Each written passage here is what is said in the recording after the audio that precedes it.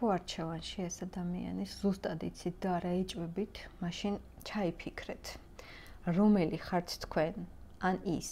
მე არ დავარქმევ ამას სპეციალურად, რომ ეს ხართ თქვენ და ის არის სხვა. ანუ თქვენ ჩაიფიქრეთ და მე ახლა ამოვიღებ და ვიტყვი, რას გრძნობს თქვენთან და მასთან. დავიწყებ ამ ტაროდან და მოდი ვნახოთ, რას გრძნობს აქ. რა გრძნობა არის აქ მის მიმართ და ვნახოთ მეორე დასტაზე, რა გრძნობა არის აქ. ნუ,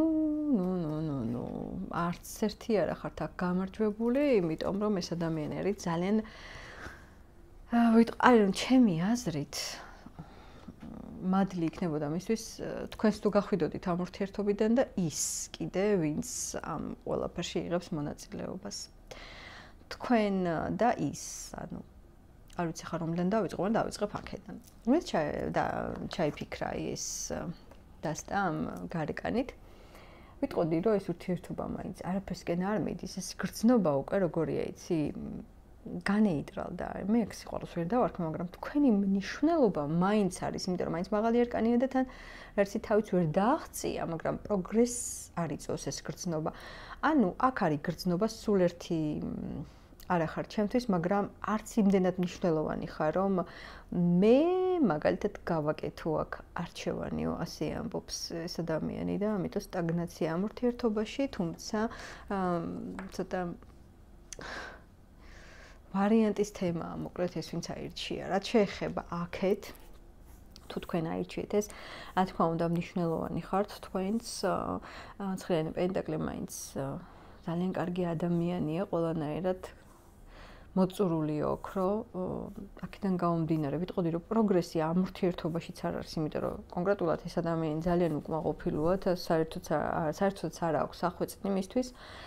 აი ამ ურთიერთობაში ყველაფერი დატკეპნილია, რასაც ქვია ერთ ადგილს ტკეპნის ეს ყველაფერი და მინდა ვთქვა რომ ვერავის და ვერცეც ვერ ირჩევს აქედან და მოდი ბარემ ვიკითხოთ რამდენად შესაძლებელია რომ აი რა უნდა მოხდეს ისეთი ხა კონკრეტულად თქვენზე ჩავიფიქრებ რა უნდა მოხდეს ისეთი თქვენგან რომ ამ ადამიანმა რაღაცა მაინც გააკეთოს ხო აი რა უნდა მოხდეს თქვენგან ისეთი რა უნდა მოხდეს ისეთი ნახოთ ერთი რა შეიძლება აქედან გამოვიდეს არ გეუბნება ტარო რომ უნდა გახვიდე ამ ურთიერთობიდან თუმცა ამ ცნაურია ეს ჩემთვის იმიტომ რომ ძალიან ძნელი არჩევანის წინაშე ყოფნა თუმცა ეს ჩემი აზრია მხოლოდ ამ ურთიერთობას მიეცი შანსი მაგრამ უკან და დაიხიო იმისათვის რომ ჯერ დარწმუნე რამდენად მართლა გჭირდება ეს ურთიერთობა და ზუსტად თქვენი განდეგილობა გამოიწვევს მაშინ მართლა სერიოზულ გადაწყვეტილებას ქაოს თავში და ამის შემდეგ მართლა მიიღებს არჩევანის ანუ არჩევანის საშუალებას მიცემს საკუთარ თავს. ეს იმას არ ნიშნავს რომ მაინდა-მაინც თქვენ აგირჩევთ, მაგრამ ნახე, ყოველ შემთხვევაში თქვენ აუცილებლად უნდა გახვიდეთ. მე მაინც უყურებ რომ შანსები თქვენსკენ არის აქ, მაგრამ მოდი მაინც ვიკითხოთ, არის თქვენსკენ შანსები? რა თქმა უნდა, არის შანსები თქვენსკენ.